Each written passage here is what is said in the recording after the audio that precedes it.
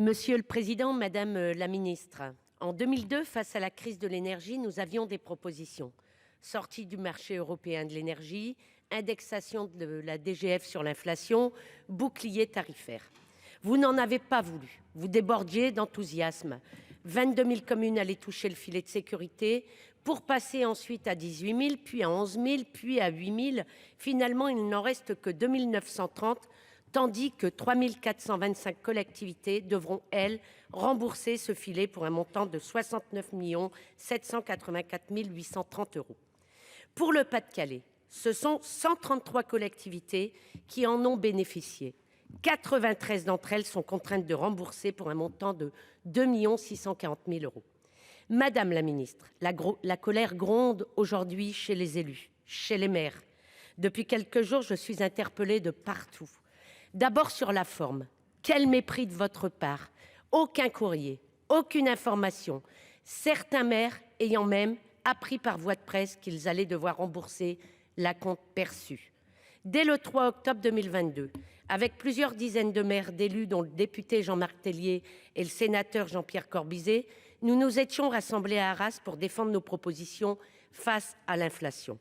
Suite à ce rassemblement, j'ai interrogé la Première ministre sur ce qui se passerait si on demandait aux communes de rendre l'acompte.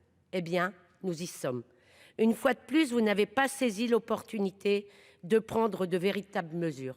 Vous avez préféré vendre du rêve aux maires.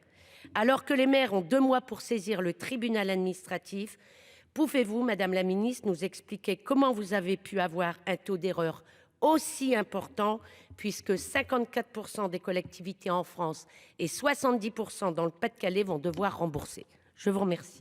Merci, chers collègues. La parole est à madame Grégoire, ministre déléguée chargée des petites et moyennes entreprises, du commerce, de l'artisanat et du tourisme. Vous avez la parole, madame la ministre, pour 2 minutes. Merci, monsieur le président. Madame la sénatrice Apourceau-Poly, la loi de finances rectificative du 16 août 2022 a instauré, au titre de l'année 2022, une dotation budgétaire au profit des communes, satisfaisant un certain nombre de critères cumulatifs. C'est ainsi 2011 communes et 930 syndicats qui ont été soutenus pour un montant total de 406 millions d'euros. La loi prévoit en outre que pour les communes et leurs groupements qui anticipaient à la fin de l'exercice 2022 une baisse d'épargne brute de plus de 25%, la dotation pouvait faire l'objet à leur demande d'un acompte versé sur le fondement d'une estimation de leur situation financière. 4 177 collectivités et groupements en ont bénéficié à la fin de l'année 2022 pour un montant global de 106 millions d'euros. On observe finalement une situation financière pour beaucoup d'entre elles plus favorable qu'envisagé à l'époque, ce qui justifie un reversement de cet acompte que vous avez mentionné. Si cela représente 82% des bénéficiaires de l'acompte, ces remboursements d'acompte portent très majoritairement sur des montants peu élevés. 75% sont inférieurs à 10 000 euros et 61% inférieurs à 5 000 euros. Ils représentent par ailleurs une charge limitée par rapport à la structure financière des collectivités concernées, puisque pour une très grande majorité d'entre elles, ce remboursement pèse pour moins de 1% de leurs recettes réelles de fonctionnement.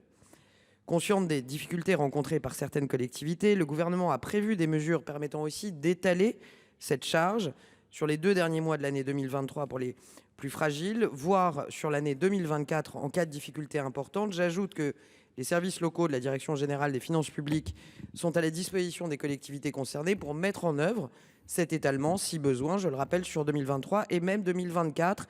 Ce lissage participera à la préservation de l'équilibre financier des collectivités qui pourraient être confrontées à des insuffisances de trésorerie. Je vous remercie. Merci madame la ministre. La parole est maintenant à monsieur Cyril Pellevat, chers collègues, pour 2 minutes.